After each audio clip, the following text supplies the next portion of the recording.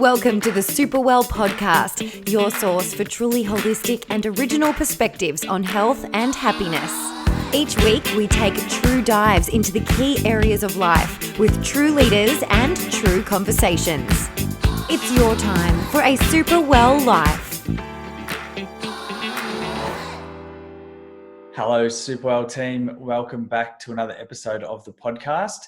Some of you might be watching this online because it's our first ever YouTube version of the podcast too, so that's pretty exciting. Now, I just wanted to give you a quick update on where Superwell, the podcast, is going. Originally, when I set Superwell up as a brand, it was intended for my clinic, and the idea behind Superwell was to mirror this idea of the well in the past, which was the center point of the town. Now, people would congregate around the well. They would come together as a community, have positive and meaningful connection. They would share ideas and information. They would all become better because of these meaningful interactions. Plus, because the well provided water, it was an essential component for the expression of life and vitality within the town and all the living inhabitants, both animal and plant-based, within the town to try and thrive. So it was a crucial component, and we no longer need that now, but we are lacking this center point within our villages, within our towns, where people can congregate, share information, and also get assistance with expressing that optimum health and well-being. So a small little direction, we're going to call the clinic the Village Well. That'll happen at some point this year. And Superwell has now become this idea of a central point that people can access from all around the world. People can congregate in the one place and get information that will help them live a better and happier life. So with the podcast, that means we're going to shift the content slightly, only very slightly. Originally, we had 3 types of episode: a solution, a topical, and a beacon. And they were deep dives into some sort of syndrome or issue where the practitioners within the practice would come together and discuss that. We're still going to do those episodes. We've got some great themes lined up for this year. The second one, the topical, was based on something that was happening in that particular time of the calendar. So, for instance, back to school in February, we might have some conversations around that. And then the third type was the beacon, where we try and interview people who are health and wellness leaders that are doing great things to try and improve people from a health and wellness perspective, either through a product or a service and so forth. We're still going to do the solutions episode, as I said. The beacons are going to have a slight shift, and we're probably going to drop the topical ones out. Now, the beacons are going to still have some of those health and wellness leaders, because it's important to hear from these people who are rich with information and knowledge that they can share with our listeners.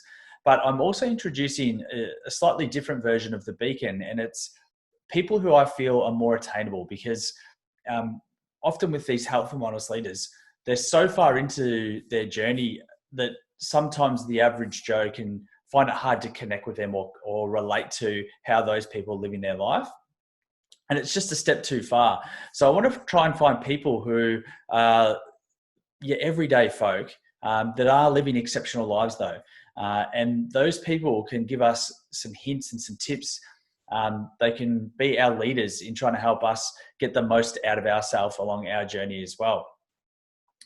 There's 6 pillars that Superwell kind of sits on, and they are food, movement, mindset, connection and community, environment and surrounds, and sleep. So I've tried to find people that I know that are doing really well in some of this stuff, in all of them. In fact, if I can find people that are excelling at all, they're the people we want to talk to. And also I'm looking at people who are doing businesses, who are just your everyday person who perhaps haven't shot the lights out and have some huge international or even nationally recognized business.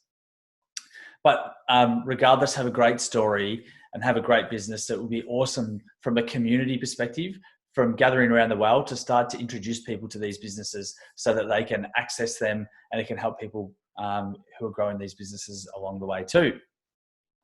Okay, so without further ado, our first guest in the theme of what I've just spoken about is a great friend of mine named Lynn Gilmartin. I've known Lynn since I was a teenager, and she's living an exceptional life. And you'll hear her story shortly when we jump into the podcast.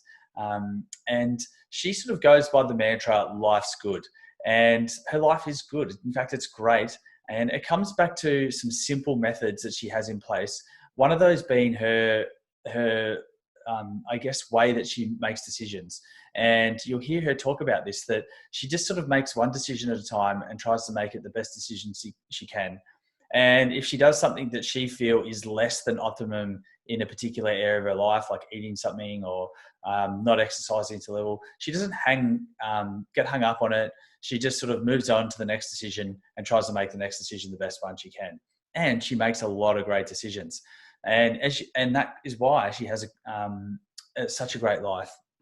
Now, you'll hear lots of stuff. She's a great inspiration. I hope you get a lot from her journey. Personally, I've already got a couple of things that I've started to implement in the past 24 hours since I interviewed her yesterday that have helped balance me out a little bit already. So enjoy the interview.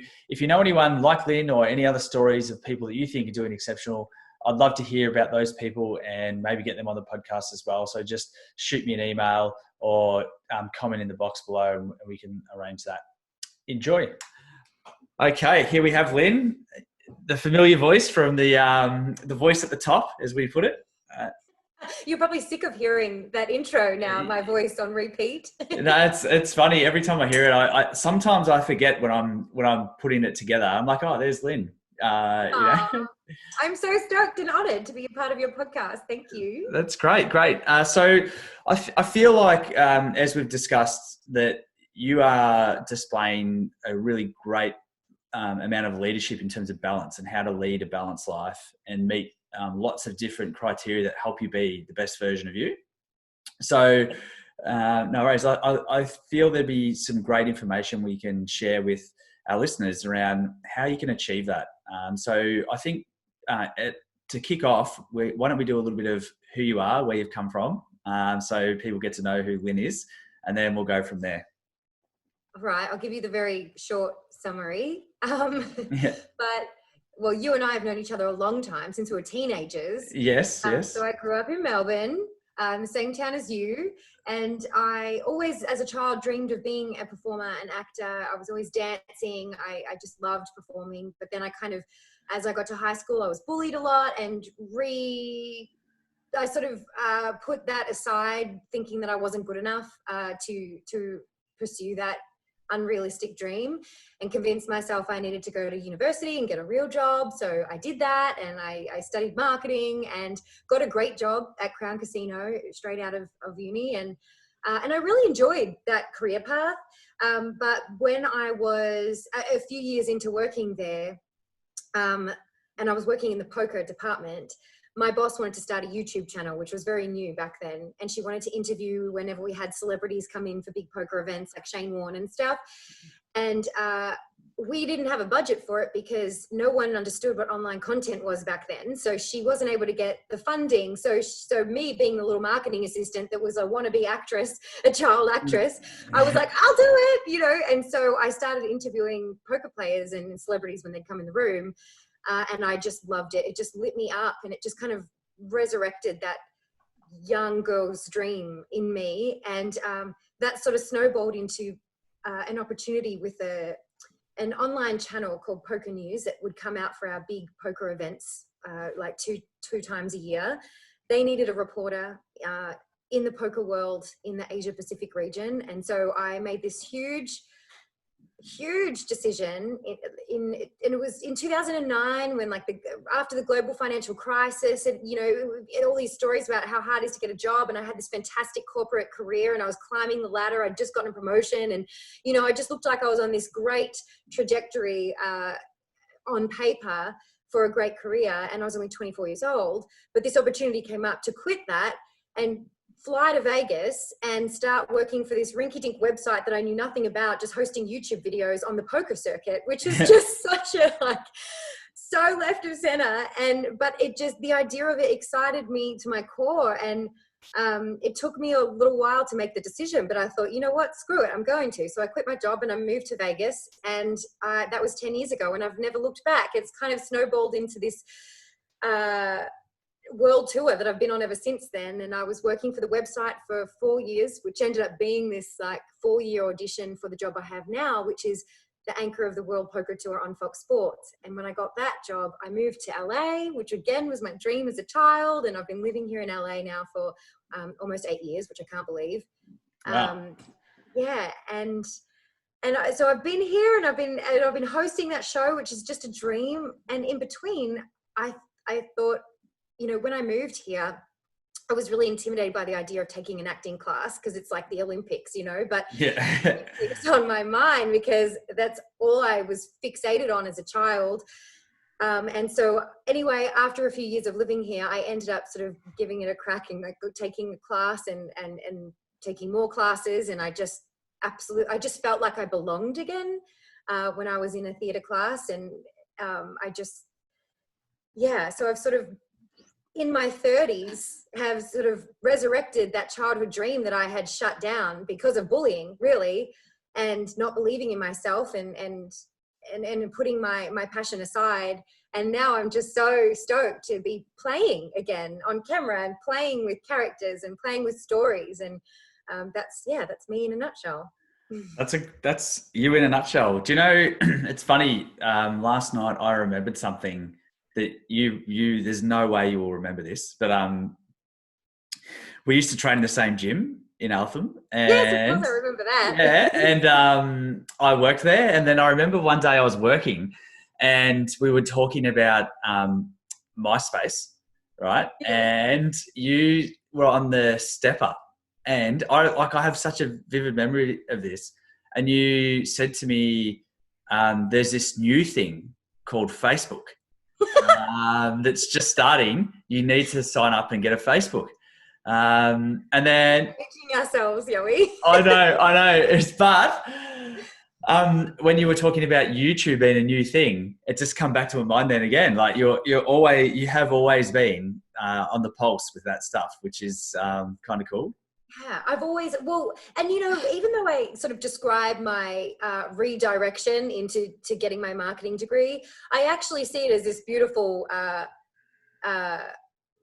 addition to what it is that I'm doing, having an understanding of marketing. And I always was fixated on social media marketing, and I just have always had this love for social media. And I've always been, like you said, like, what's the new thing? Like right now I'm playing around with TikTok, even though I have no business as a 34-year-old or 5-year-old to be on there. But I just love playing with content, and I've always really enjoyed that. So it's so funny that you said that and you remember that. I know. And you know, the other thing that I remembered, which I've never placed in the way that you described it then, is the time when we discussed you taking this job, right? Like you called me and we were having a chat on the phone. I was sitting at the front of one of my friend's clinics on Richardson Street in Middle Park. We talked for a while, and you, I know I'm sounding a little bit stalkerish here, sorry, but I just have a good visual memory for this stuff. And then, I just remember thinking, oh, what an opportunity. But I never really contemplated from your perspective of letting go. Like, you know, you had a leap of faith, leaving something that's secure in the job that you had, the career you had. For me, I was just looking at it from the perspective of, hey, this should be fun, but not really thinking about how disruptive it could be to your life and where you end up. Right. And how big of a decision it actually was, right? So maybe let's talk a little bit about that in terms of making a leap of faith. You know, there's people who probably have opportunities all the time presented to them, but perhaps shy away because they're a little bit scared of how that may turn out for them. Yeah, for sure. It's the fun choice usually has the scariest consequences when we're contemplating the possible outcomes, and our fear-based thinking is always going to go to the disaster outcome and be like, well, what if after 2 months it all falls apart, and then what, I have to start again and like start my whole career all over again, or you know, I'll be left and I won't have any money and all of these things. How can I pay for my rent? We just instantly go to that, which is good because that protects us. And then it's good that we are rationalizing our decisions. But my mom really helped me when I was making that decision. One night I was sitting on my bed because I just had no idea what to do. And I was trying to get, friends' opinions of like, what should I do? when you're stuck within it, and to make a scary leap, it's paralyzing. And so my mum had me sit on my bed one night and close my eyes, and she said, just imagine two circles, and one circle is staying where you are right now, or everything that you're experiencing stays as it is. The other circle is if you make this change. And she's like, just close your eyes, don't think about anything else, just focus on this one circle and take a step into the circle of, circle number one, which is nothing changes. And how do you feel? Like, what's the first word that comes to your head? Like, how is it that you feel? And then I did the same with circle number two. And that's what really kind of made me confirm what it was what choice I should make. And no one knows if it was the right choice, because we don't have a rewind button, so we'll never know. It's like a choose your own adventure book, it's like, if we should always choose the path that makes us feel lit up. We're so lucky to just be waking up in the morning and taking a breath. Why would we live in a miserable way out of fear-based choices just to be safe and secure? I mean, yes, we want our safety, but it's just finding that balance of, okay, so I'm safe and I'm secure, but am I happy? And then, but then you don't want to be destructive and go down a path where you're completely like just chasing a high, and then you're not safe whatsoever, and then you're kind of on this like adrenaline roller coaster. But it's just always finding that balance and just trying to choose what's right for you. But it's scary when you're stuck in the decision making. Oh, no doubt. Look, as you talk through that, obviously you've done a lot of personal development stuff. I remember seeing you at various points and me thinking, when you've posted stuff on social media, oh, look what Lynn's reading, or, look at, she's into now. You've clearly done a lot of self-development and I guess mind growth over the journey. And even when you're talking there, you can hear it coming through in your language, that you have definitely got great powers of consideration. Do you have a particular line on that? Like, do you have something that you think people should be doing, or people or that has benefited you, that you could advise people that they should venture into as part of that growth experience as well?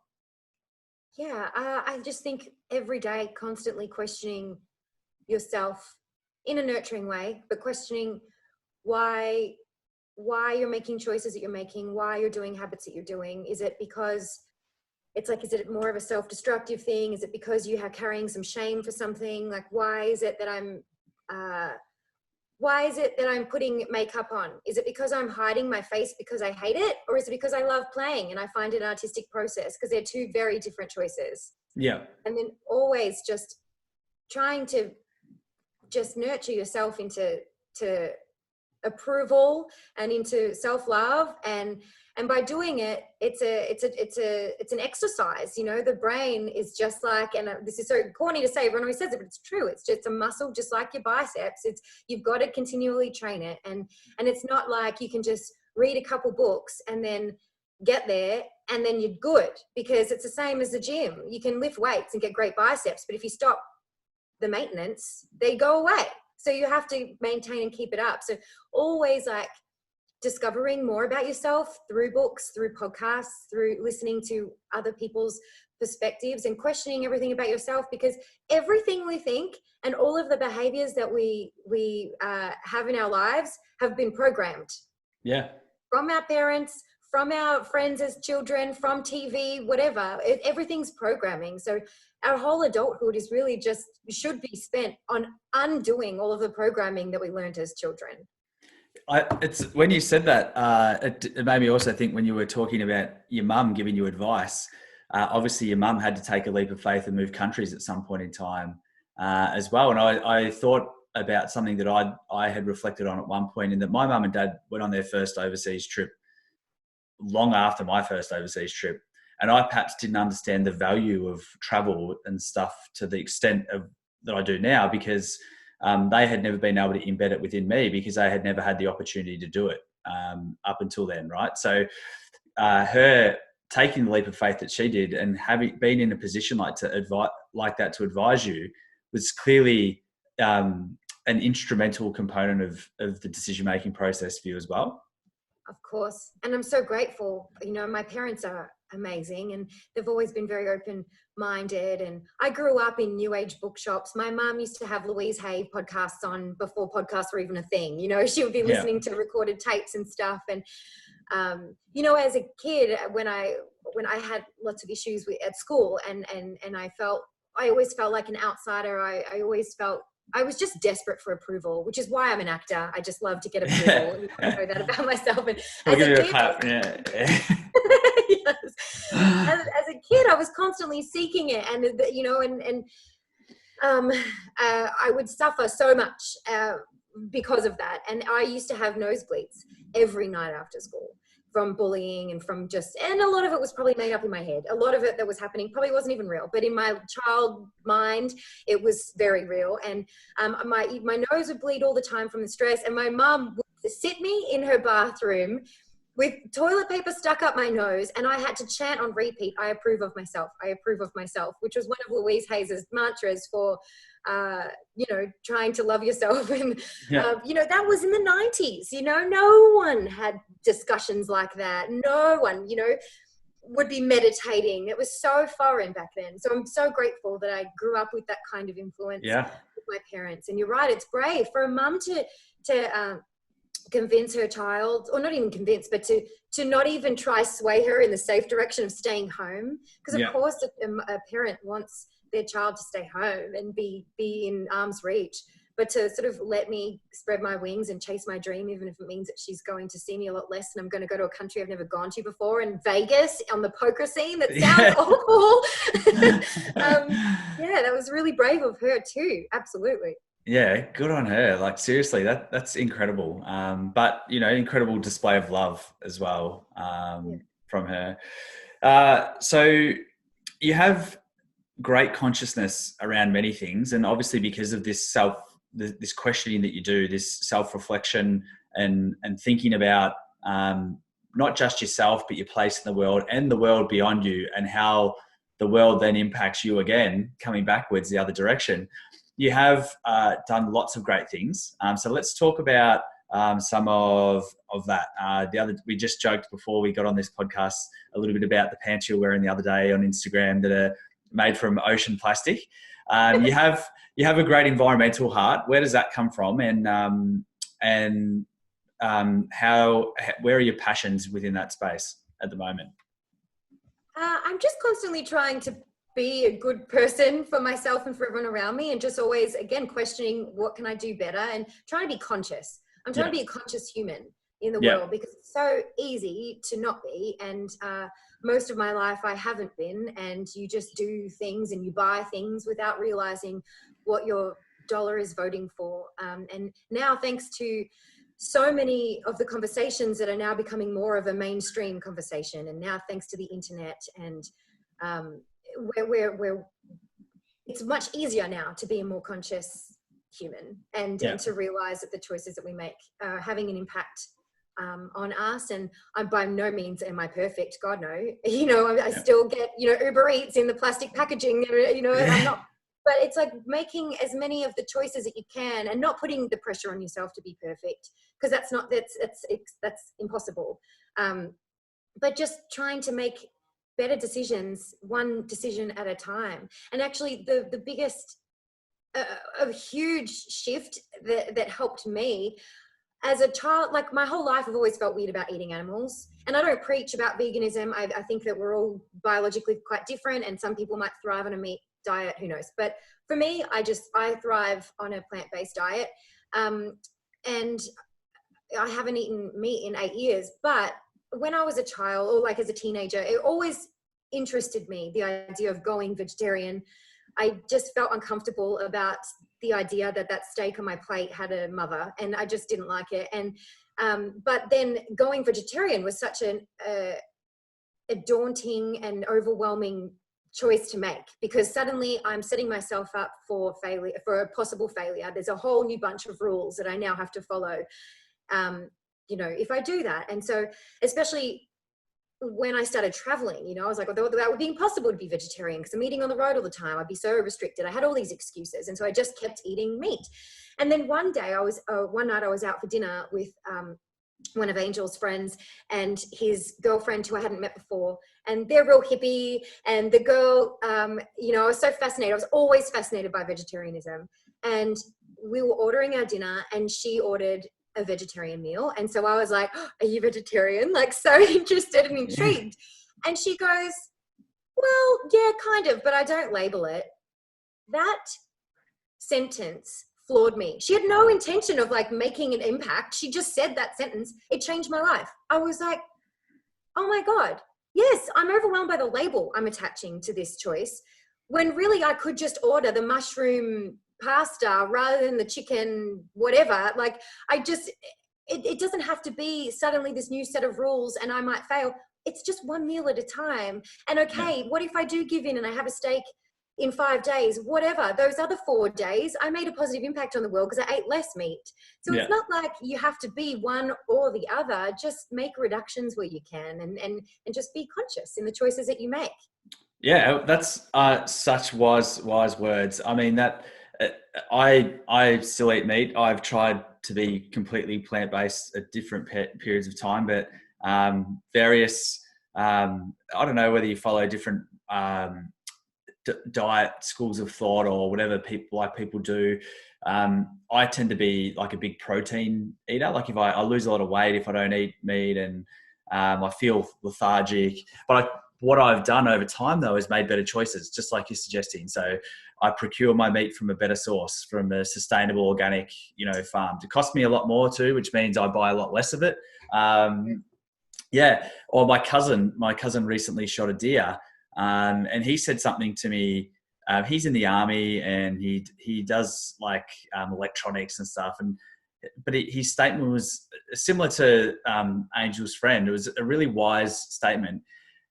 He said to me, you are not going to find, because he shot it in the head. I know that sounds horrific, but he goes, you're not going to find a healthier piece of meat. This animal had a lovely life living off the land. It's been organic, happy. There's no emotional stress to its body. Up until the moment that it died, it had the happiest possible life it could. So that meat is going to contain that energy and health aspect within it. I'm like, good on you, man. You're making me feel better about eating this. But I'm all for that. And that's why I never preach about don't eat meat or whatever, even though I personally don't think that but it's the way that we're eating it. It's the disconnect that we have from it. It's people look at their piece of steak the same way they look at their potatoes, because it's so cheap and accessible because of the mass production, which is just such a snowball effect on our planet and our own health, which So that's the one thing I'll always only preach is, if you're going to eat it, just vote with your dollar and like if you can hunt, go for it. And that's I'm not against that whatsoever. Yeah, and it's I watched this. My little daughter, who's 3, loves documentaries. You've met Alki before. She does. She's such a little brain.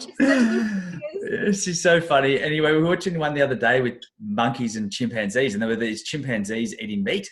And I was like, so they hunt as a pack, but they don't often eat meat because their attempts at trying to catch things are not successful. And it made me think of this whole evolutionary cycle of human beings and our intelligence growing and our weaponry being able to, and our farming practices being able to allow us to eat meat at a far greater frequency than we're designed to. So even if you are omnivorous, yes, they're eating meat, but the statement in that documentary straight after that, and remember, they're genetically very similar to us. The statement after it is of their mostly plant-based diet. Right? It's a small addition to their mostly plant-based diet. And I think what happens in that conversation is that people often forget that plants need to be the majority of what we eat, because they have so much value for us in that regard as well. Yeah. Anyway, let's get back onto something else, because we could just probably spend hours talking about food. We could. And we both love food. I know you love food too. Oh, love it. That's actually what gets me out of bed in the morning, breakfast. I wake up so happy every morning because I'm just like, breakfast. I love food. Yes, I know, same. And Alki comes into our bed every morning and have a bit of a cuddle. And I love the mornings where after 15 seconds she goes, I'm hungry. Can we go and have some breakfast? And then I'm like, yes, let's get up. Let's go and eat. Because I'm a bit the same. So this traveling has obviously taken you to some amazing places. You get to see the world. You get to see different cultures, which is obviously also fuel for your mind and allows you to see the positive and negative impact of the human imprint on the world. Has that shaped you in any way in terms of looking forward? If you were to try and make decisions for the world, for everyone, has the opportunity of travel helped you see that perhaps lessons that people wouldn't understand? And if you have got some, can you share some things that you think that may not be that relevant? I'll give you one as an example that might help you tick over. So when I went to Thailand to visit my mate Anto, he lived in this place, and all of his little jobs he got done by other people. And you think one perspective of that was that, oh, he's rich compared to everyone else. But another perspective is that when I started talking to him, say there's like a wash and fold place for his laundry.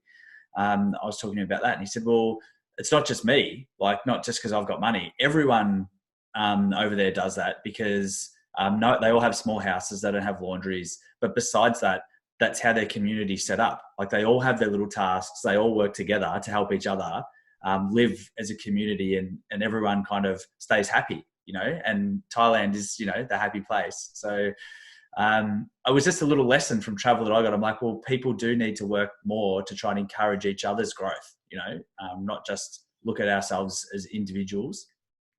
Yeah. I have two stories you've inspired me to tell, actually. And one is similar in that way.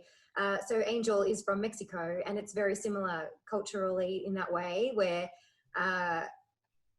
we, coming from Australia, we're a very DIY culture, right? Mm-hmm. Like we do everything ourselves pretty much. And it's only really if you're in the very like upper class would you have like a housekeeper or something. It's not common like it is in Mexico or in Thailand. And so Angel grew up his whole life with a housekeeper, and it's just very normal in Mexico to have that. When I went there, I realized though there's all of these service-based jobs that are really quite innovative. And when Angel and I first started dating, we were in Vegas together, and we had a rental car, and I had to teach him how to fill up the petrol because he had never done it before. He didn't know how to do it. And I was giving him so much crap because I was like, I cannot believe you spoiled silver spoon child. But it wasn't because of that. It's not that he was spoiled. It's just that in that culture, to keep the economy going for the masses, it's just if he was to fill up his own petrol in his own car, that's taking a job away from someone. So when you go to the petrol station in Mexico, there's a bunch of guys there, and you pay them to fill up the petrol, and that's another job, and that's what you've got to do. You've got to pay that person, and then that's how that person feeds his family, and that's just what keeps it going. And so it is very different. Yeah. And it's so different to get used to. But I had a huge unexpected feeling when I first went to the Philippines.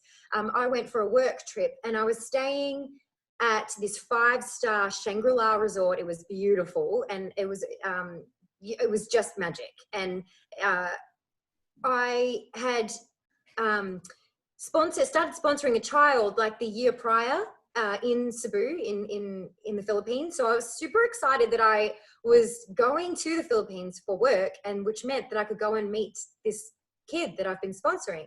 So I set up a day to go and visit his village. I was so nervous in the lead up to it because I thought I was going to be riddled with guilt and anxiety about seeing how he lives and going to that village and then going back to this 5-star resort. I didn't think I'd be able to sleep at night and live with myself, But instead, the complete opposite happened.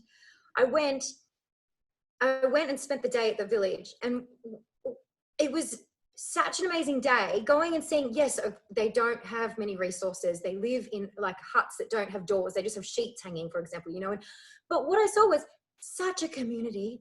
All of the mothers were all out at like this communal little laundry thing they had set up.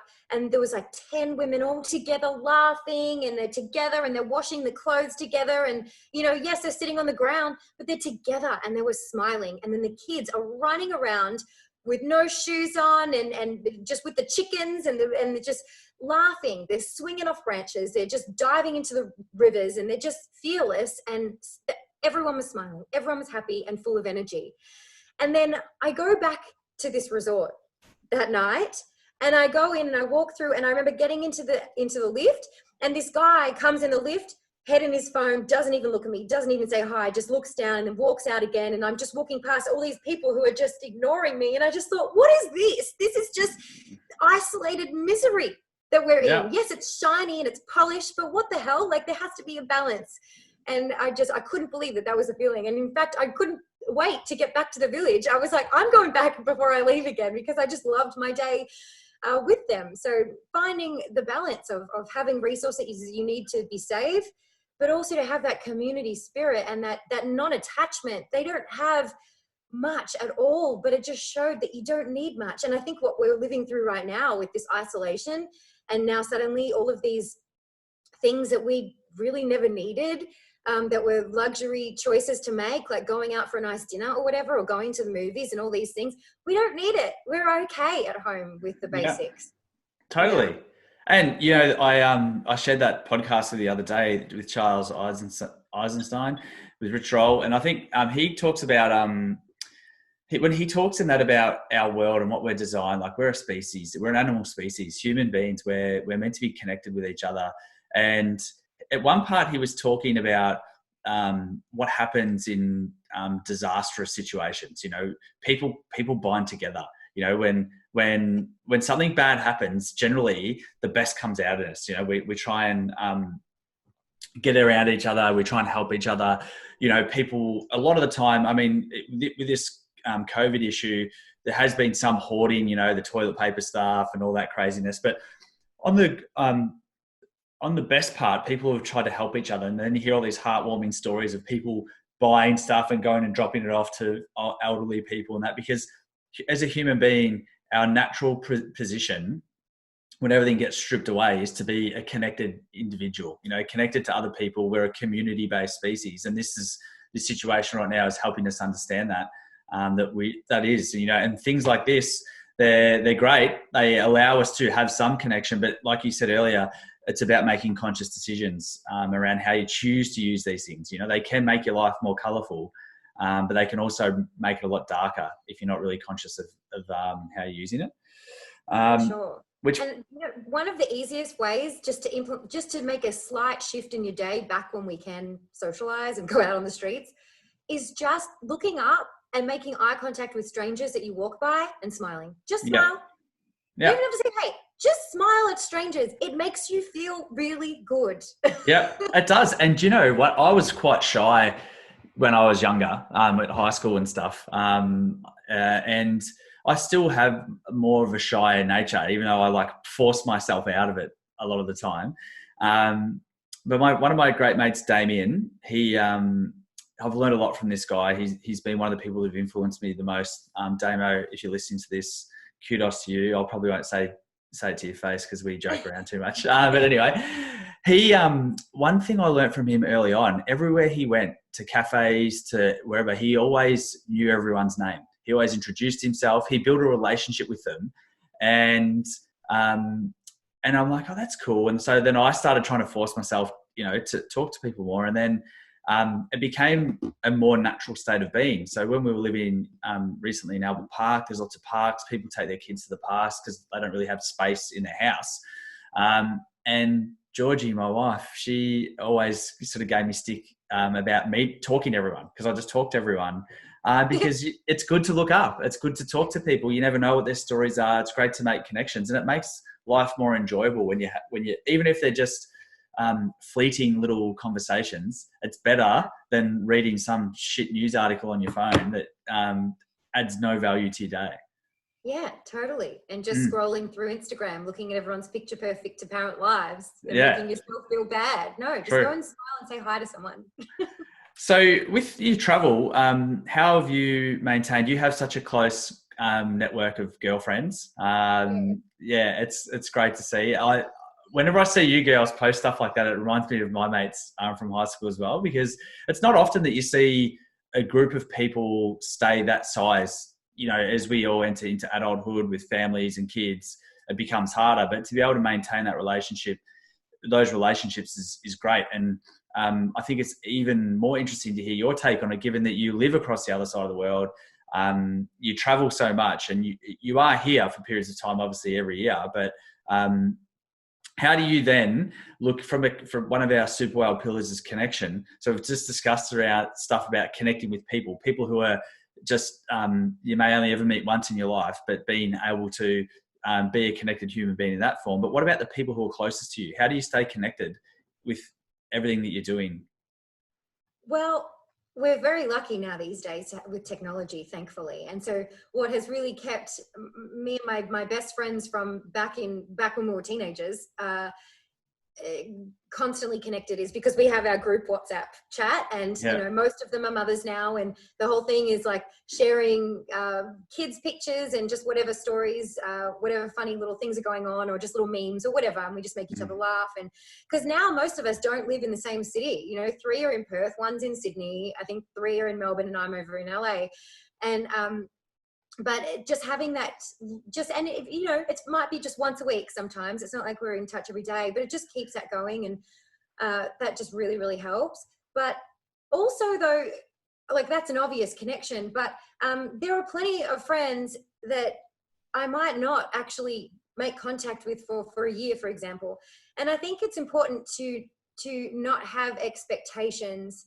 A lot of people put expectations on friendships and think, they put pressure on themselves, which is then exhausting, to make sure they keep that constant contact, right? And I've got to make sure I check in with them at least once a fortnight, or whatever it is that you think is being a responsible friend. But take the expectations away from yourself and from other people. And then when you have an opportunity to reconnect, it should just feel like no time passed. And there shouldn't be any resentment for like, well, you didn't ask me how I was for the last 12 months. Like, there shouldn't be any of that. It's just like, we're here together now. How are you? Like, and then it just feels like no time passed, and you've been friends since you're 15, and that's how it should be. So I think expectations are the biggest, like, joy killer in life, in all parts of life, but also particularly for friendships. Totally. I've got a friend like that. We were best mates he went to Xavier, but from primary school through high school, he was probably my best schoolmate, you know, is in that he went to a different high school. We spent every weekend together. He lives in Chicago. We barely speak. He's busy, I'm busy, you know, but you send messages here and there. He comes home every sort of 12 months, 18 months. We catch up for a game of golf. And when we're playing golf, it's like we were 15. It feels like it's exactly the same, you know, and it's great because you just pick it up where you left off last time. Yeah, it's so nice. And it's a nice, like, it's a nice feeling of like reminding you that you're still you, like you're still that 15-year-old kid. And there's a beautiful comfort in it, I guess, catching up with old friends from when you were young. Yeah, totally.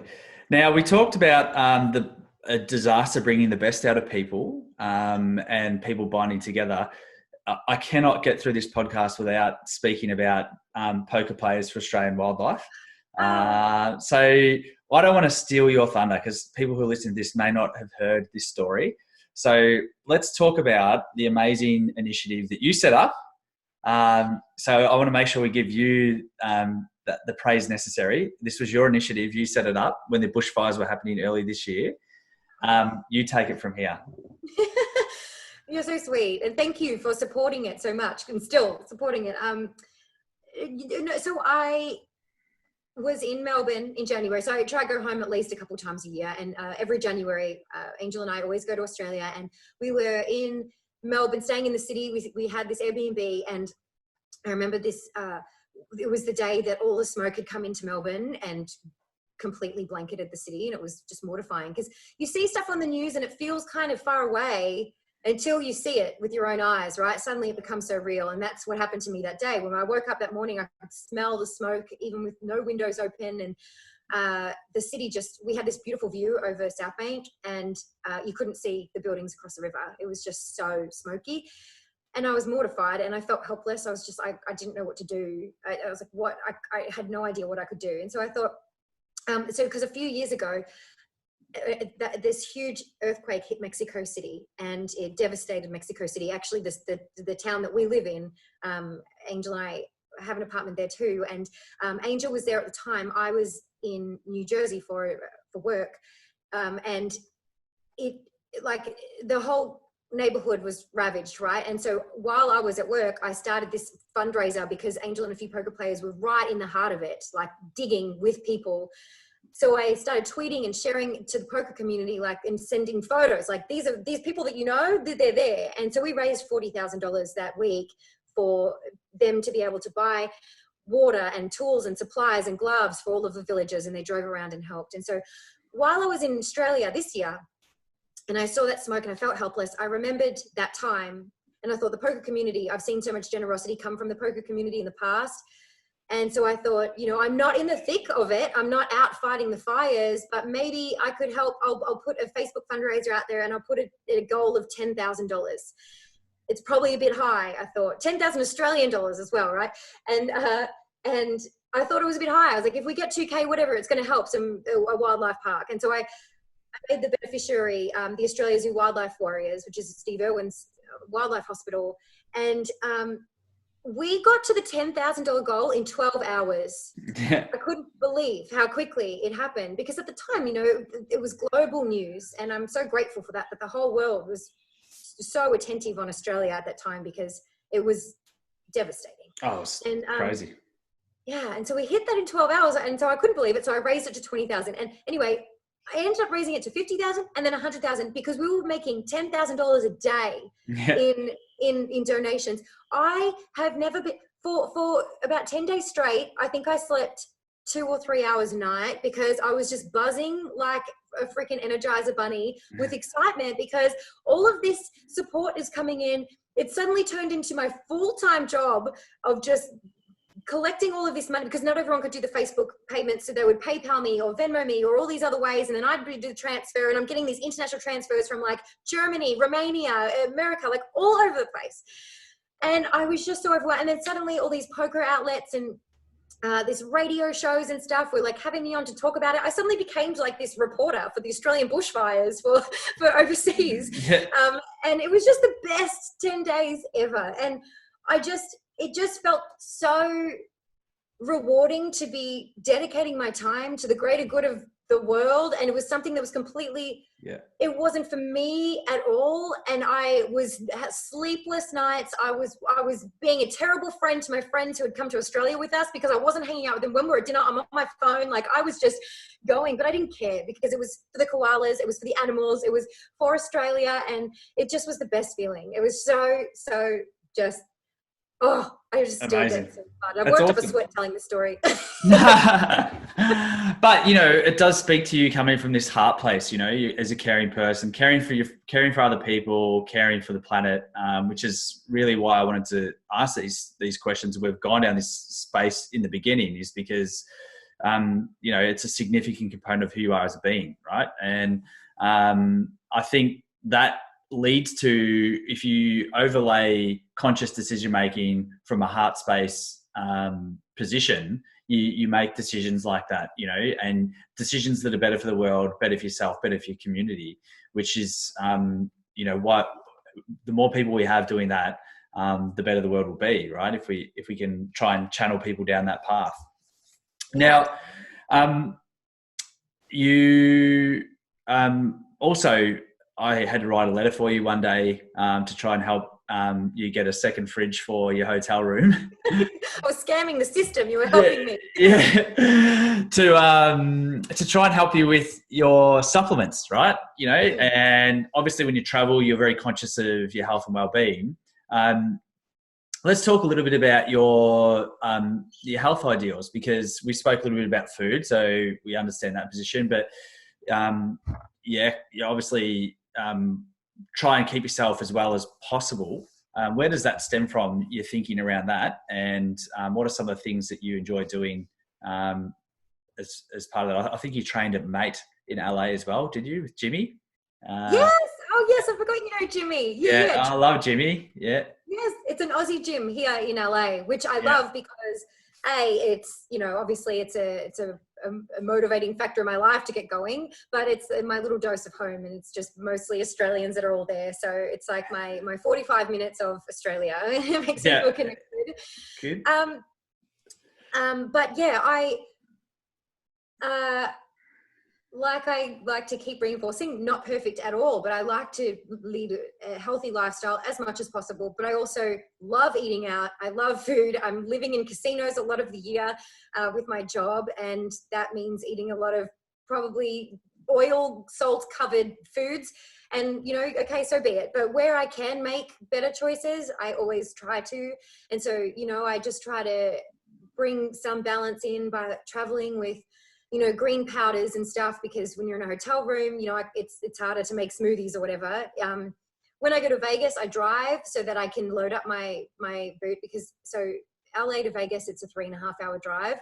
So rather than flying, I drive so I can bring my blender and I can bring my kettle to make a cup of tea, and just add some normalities like that, that you don't have in a hotel room. But this is timely that you ask this, actually, because I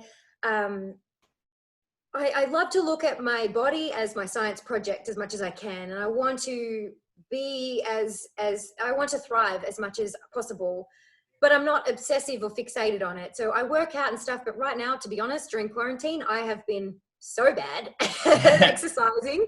I've gone for I go for a few runs maybe, but I have not been I was always up at 6:30 in the morning. I was at a 7 a.m. training mate HIIT class. You know, I was really in a good routine, and that's all gone out the door. But that's okay. I'm letting myself enjoy this slowness that we're all experiencing, and I'm just enjoying it while I can. And who knows when I'll go back. But so I recently went, there's these places in LA that they're kind of new. It's called Next Health, and it's my new obsession.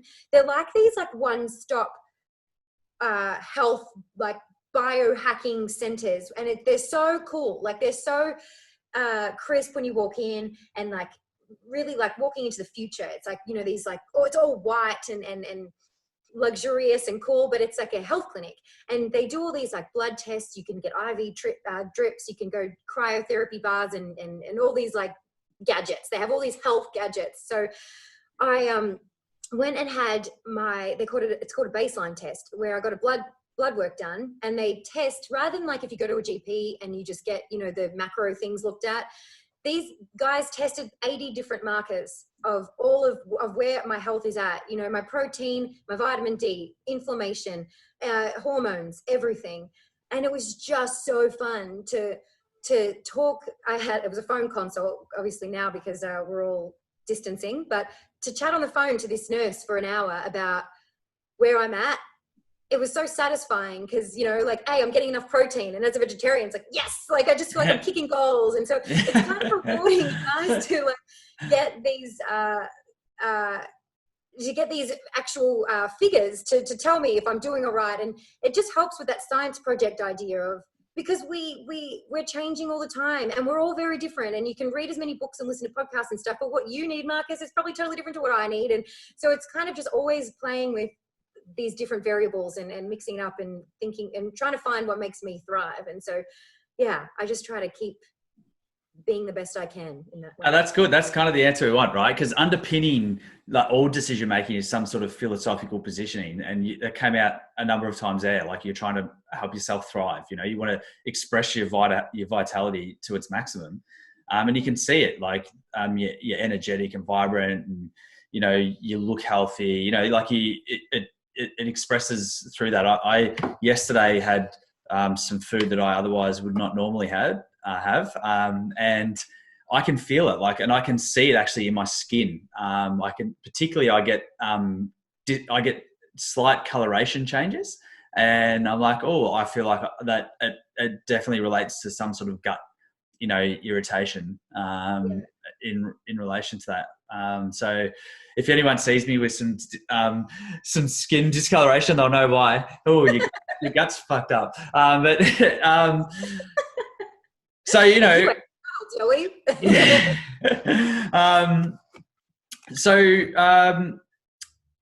What about sleep routines? I think that's a really interesting thing to talk about, given you travel to different time zones, and sleep is so important for health and well-being. How do you navigate that situation? And have you got any little gadgets or stuff you use to try and help with that? I get that question a lot, and I feel pretty lucky. I sleep like a champion. I've never had a problem. I can sleep anywhere. I sleep on planes. Sometimes jet lag will hit me, but it's rare. It doesn't happen too often. And maybe it's just because I've been swapping time zones for so long that maybe my body is just used to it. I'm not sure, but it is so irritating though when you do have a sleepless night. And so when it does occasionally happen, I don't know, eye masks always help, because any sort of light can be distracting if there's sort of light coming in through the windows, and putting on, if you just go onto YouTube and look for like a sleep assistance playlist or something, and just some really calming music, because usually if I am up at night, it's because I'm anxious about something. Taking magnesium really helps.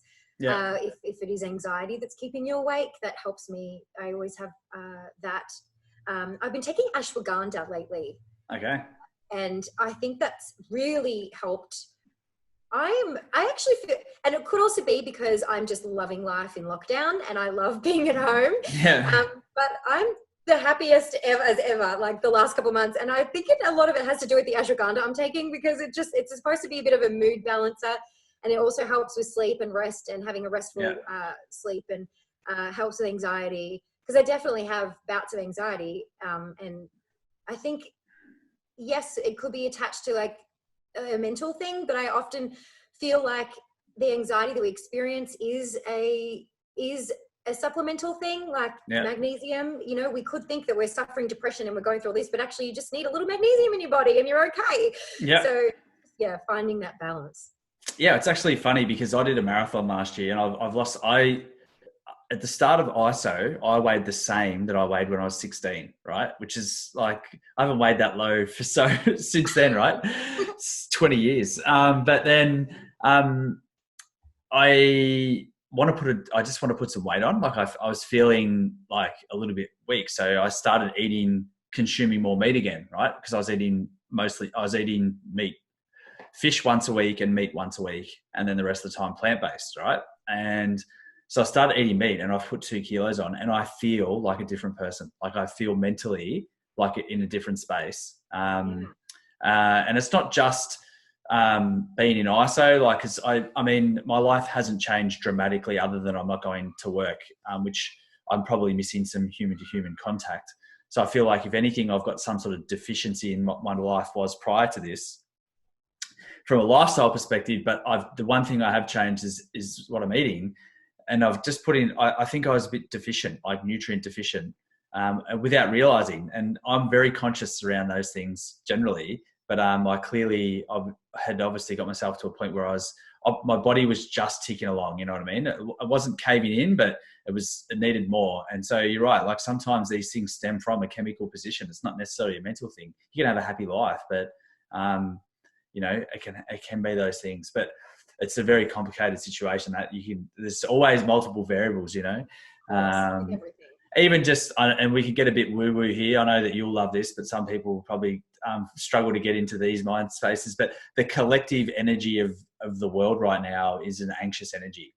And we're an energetic being. We receive and give energy. So how can we not be impacted by the energy that's around us? Even if we're not going out of our house, it's still impacting us through the news, through just speaking to other people who are our friends, but even their language is different, just subtly, because of everything that's going on. So that all combined has to have an impact on us and our own expression as well. Yeah, for sure. Although I do like to think though that the rest of the world, like all the animals and the environment, is having an opposite experience, and it's thriving completely. And so 100%. Yeah, we're probably impacted by our human negativity or anxiety, but like the rest of the world's going brilliantly. Dolphins in the canals of Venice. Amazing. Yes, I know. We're all in our cages where we belong for a little bit of payback, so they can all take a nice deep breath. Yeah, exactly. We're in the zoo right now. Yeah. there was one thing. What else? I have a little question list here for you. Oh yeah. You're so good at this, by the way. I'm not used to having you interview me. Suddenly you're a host. I love this. It's so cool. I like to try and go down different paths too. Like I've never really sort of copied everyone else. I like doing my own thing. And you should. Yeah, people. I've had a couple of people who are patients actually when I started doing this say you're a really good interviewer. And I'm like, well, I didn't know that was a skill set. But anyway, you know what the key is, which I'm recognizing in you. The number one most important, one of the most important things about a good interviewer is a good listener.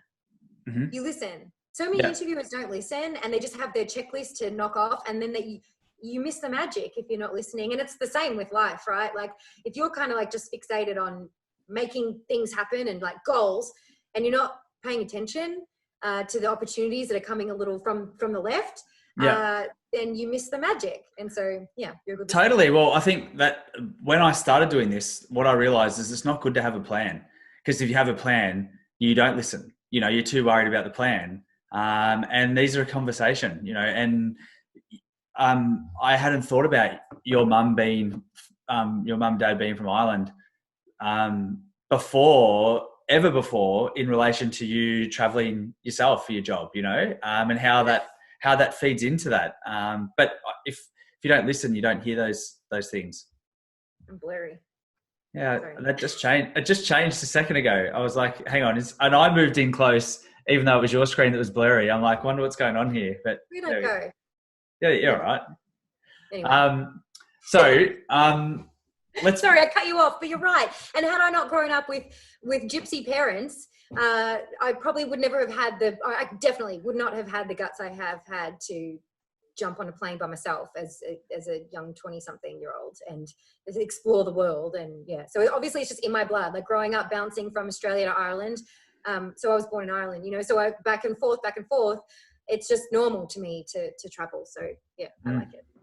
Now, we started with you talking about who you are and how you grew up wanting to be in acting, and you were the Wendy's girl too, right? Yes. Oh my God, I forgot all about that. Yeah. I didn't remember that. I actually didn't remember it until you started talking about it at the start of this interview. And then I remember Warren Proctor worked there too, didn't he? Did he work at Wendy's, Warren? No, he didn't work there. But we used to hang out all the time. So you probably just saw him with me in my uniform, maybe. I don't know. Maybe. Yeah. Anyway. No, because only girls worked there, because my boss at the time would only hire pretty young girls. Okay. Yeah. Yeah. Sounds like my boss at Rebel. He had a similar sort of criteria. And then, but let's wrap this up with your latest achievement, Jessica. Ah! Yes. On Neighbours. Yes, it's funny actually. I didn't get much sleep last night. I didn't even think to say this when you asked me about sleep, because my episode was on at 6:30 your time, which is like 1:30 in the morning for me. So I was up all night last night. Like, I think. But yes, I'm on Neighbours, which is so exciting as that young actor that was always a dream as a child. You know, I grew up watching Neighbours, and I mean, it's just a couple of episodes. Who knows? Maybe she'll come back. But it was so much fun. Well, that first episode, I was watching it. I was just watching. I'm like, oh, there's Lynn, and I was like, holy shit! She's just like fast moving Lynn on Jessica, just straight into it. Yeah. So my character's very forward. She's not shy at all. But it was so fun to play, and that's why I really enjoy acting, because you get to. We all have parts of ourselves, you know, that we have different parts of ourselves that we've kind of trained to not let out, I guess, we've learned to behave in a certain way in society. And so when you're acting, you can let out and uncage these different parts of yourself. And so it was so fun to play her, which she was way more forward than I've ever been.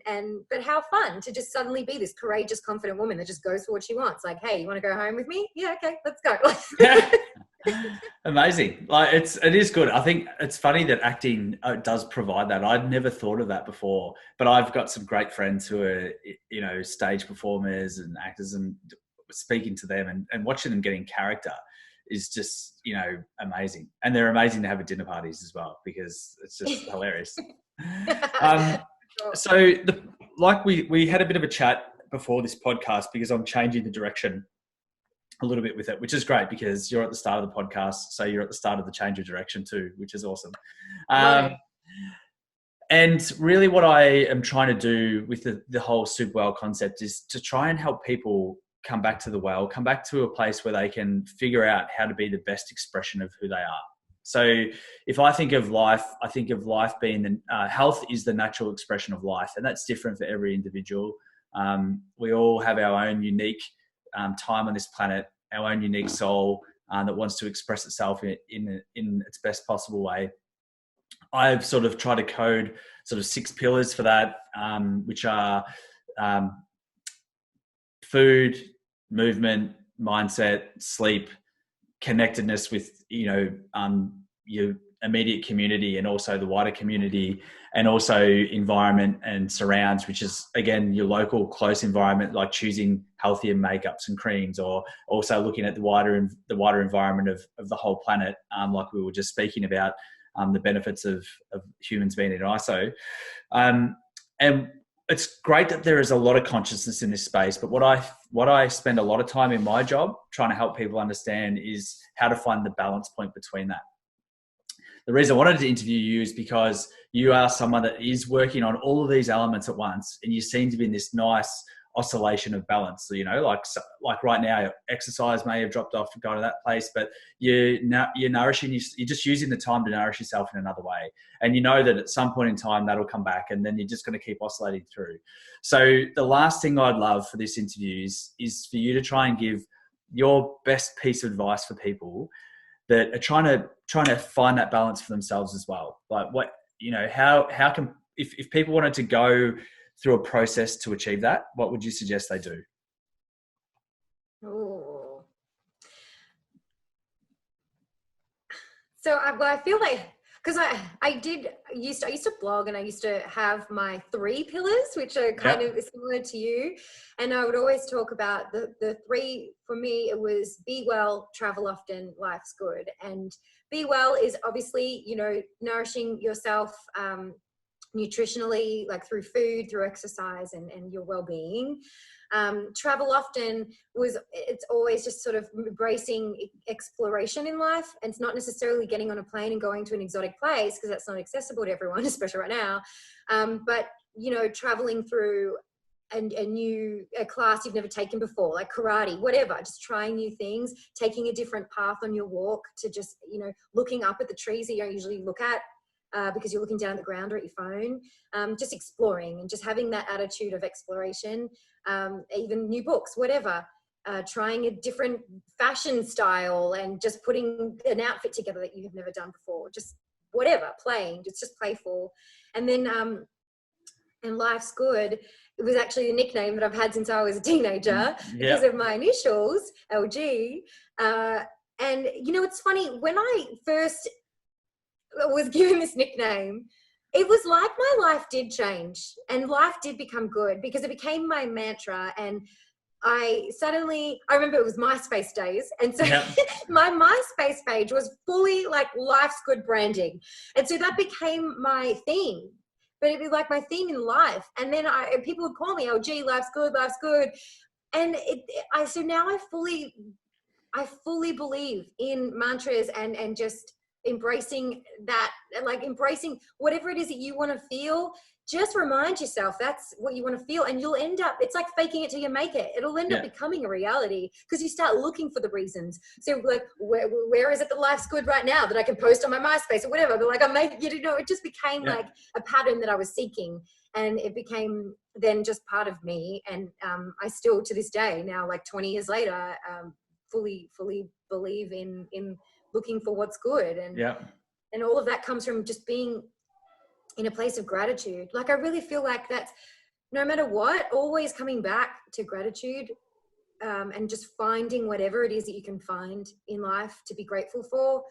There's always something, whether it's just realizing that you can take a big deep breath, because there's a lot of people on the planet right now that can't, you know, things like that. it just to remember that there's so much that we have, and stop being fixated on what you don't have, because we are surrounded by everything that we need. Yep. Great words of wisdom, LG. And do you know what? Again, last night when I was thinking about that whole MySpace, Facebook thing, I did think of Life's Good, right, at the time. And then back to the interview thing, I had it here as something to a talking point in case, I wanted to bring it up, and I had just completely omitted it. So I'm glad you brought that up, because it's a great thing. And you typify your own mantra. By the way you execute, which is great, and that comes back to a bit of like Joe Dispenza, sort of Bruce Lipton kind of, their teaching as well. You create it through your mind. But then also remembering too, again, going back to the idea that like piss off with labels, and the expectations and the rules and the perfection. Yes, I go by the mantra life's good, and I in general am a happy person, but hell yes, do I have my down days, and I'm a grumpy bitch sometimes, and it's fine. Like, that's okay. And so, and I think I used to put pressure on myself when I was younger. Like, no, I always have to be the happy one, and I always have to, and that's unrealistic. It's just, so just go easy on yourself. Be kind to yourself. Totally. We're all human. Yeah. Yeah. All right. Well, thank you for your time, and your energy and enthusiasm. I'm honored. Thank you so much. No worries. To catch up and record it.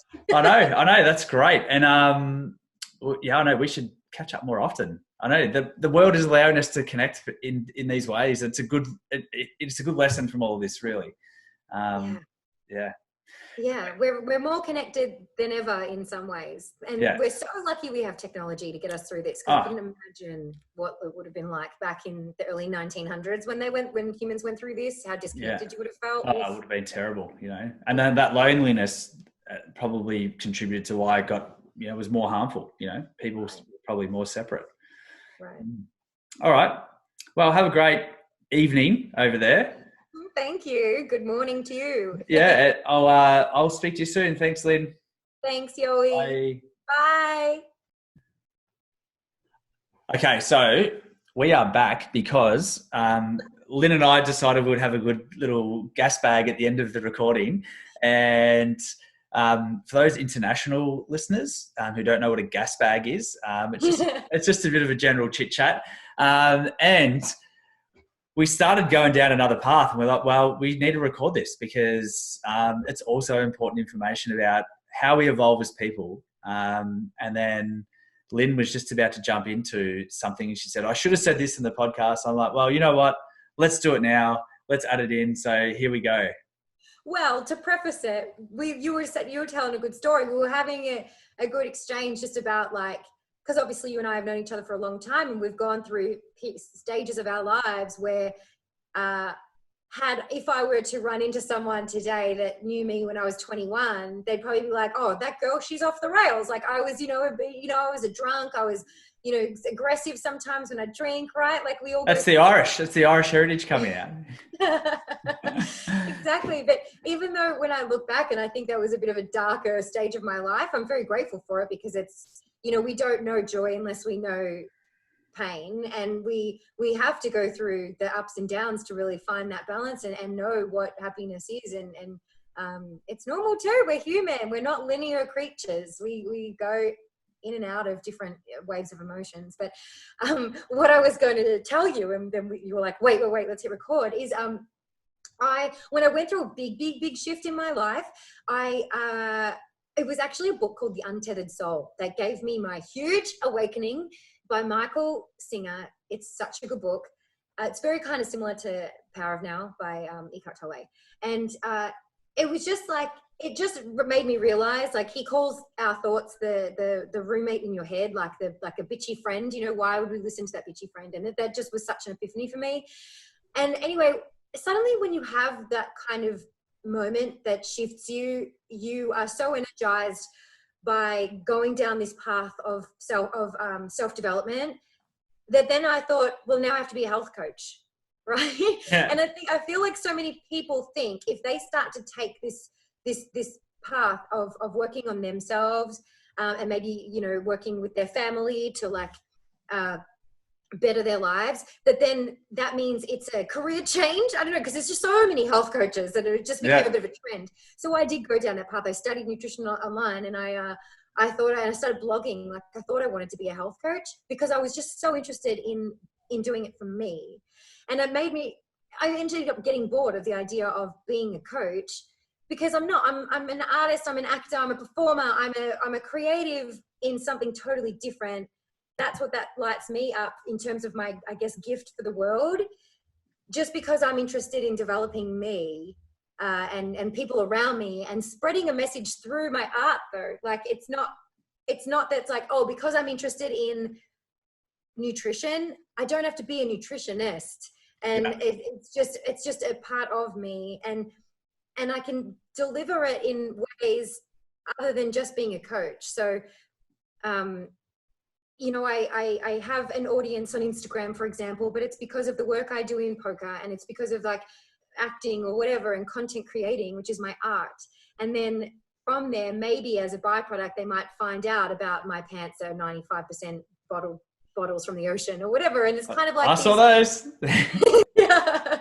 It's, you know, you don't have to, you just don't be overwhelmed by the idea of starting to work on yourself. It doesn't mean you are now changing your life permanently, you know? Does that make sense? No, it does, totally. And, you know, as a health practitioner, I have interestingly, that's not even the right word to use. I have watched with keen interest this evolution of health coaches, right? Because people are given advice when they don't even know the fundamental physiological mechanisms behind what's happening in people's bodies and stuff. And I'm not meaning to poo-poo that. What I'm meaning is that I've looked at that and thought, well, where does this come from? Like, and it has come from people's own self realization, self-actualization, their evolution as an individual, and going, geez, this made me feel amazing.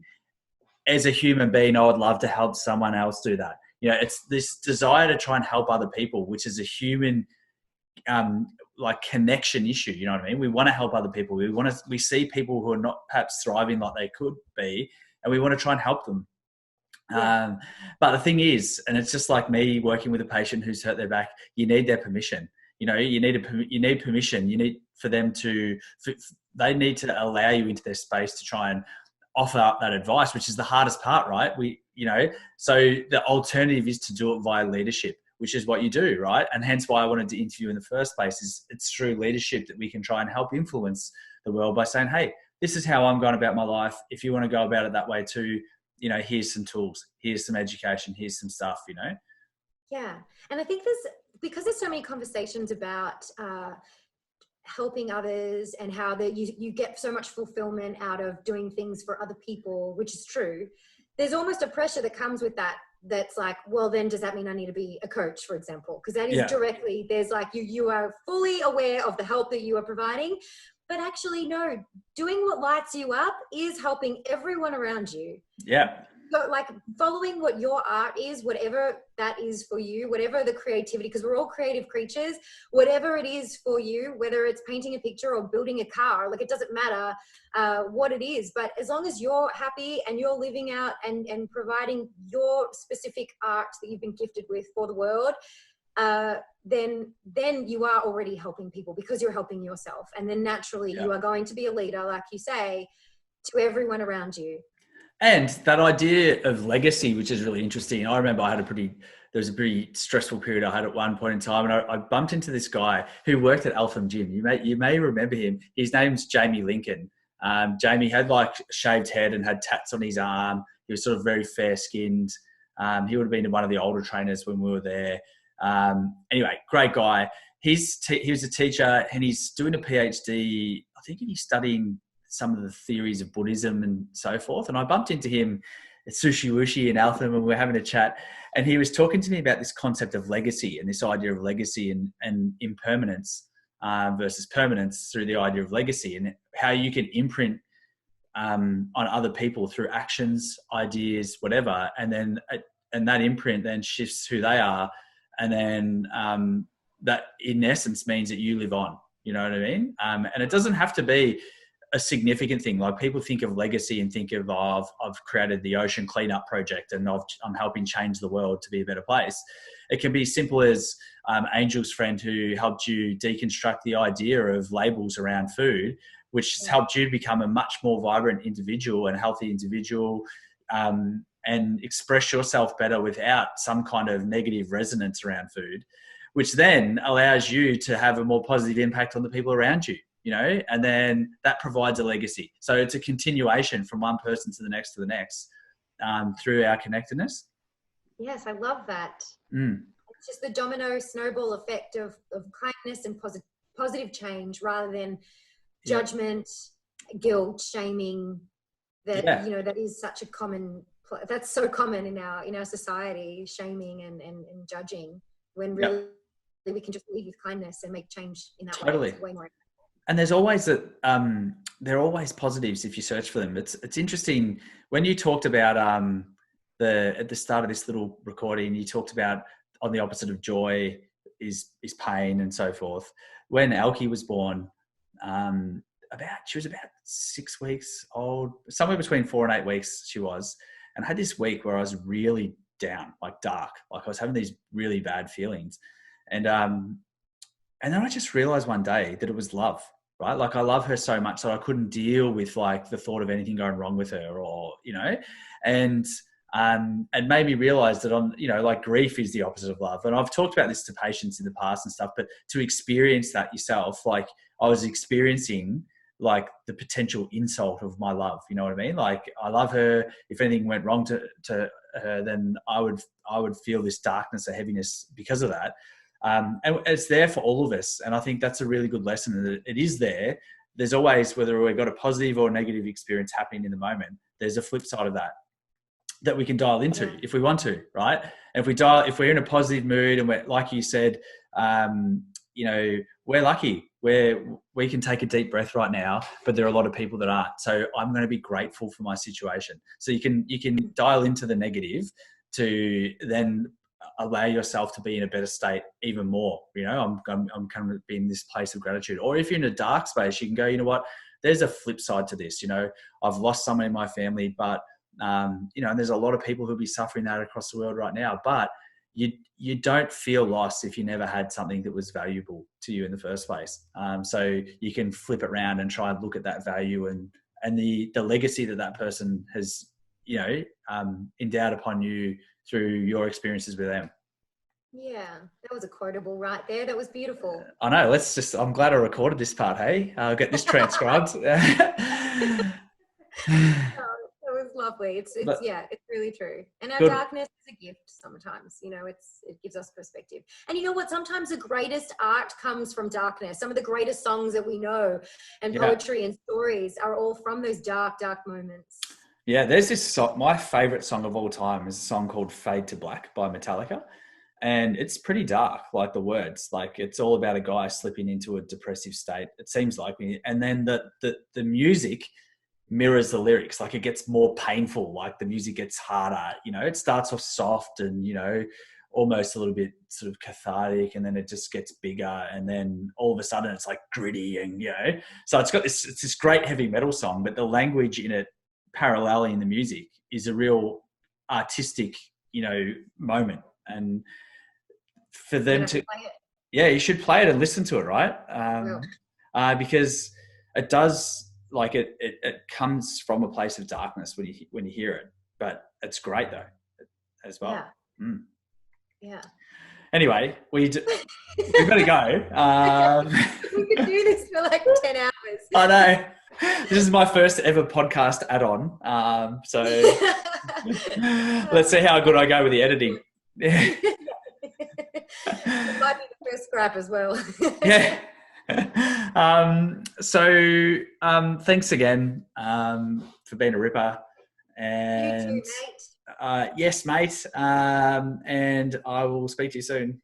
All right. Take care. See you, LG. Bye. Bye. Thanks for tuning in to another episode of the Superwell podcast. For more information on any of our previous episodes, please head over to superwell.com.au. And if you want to subscribe, you can navigate your way through to the relevant platforms there. And whilst you're there, if you've liked what you've heard, we would love for you to give us a 5-star rating and some positive feedback so we can continue to get the word out further. The YouTube versions of the podcast are on my channel, which can be found by clicking on the link in my bio in my Instagram account at DocYo. That is at DOCYEO. You can also follow the podcast on Instagram at the handle Live Super Well. So until the next episode, keep shining bright and live super well.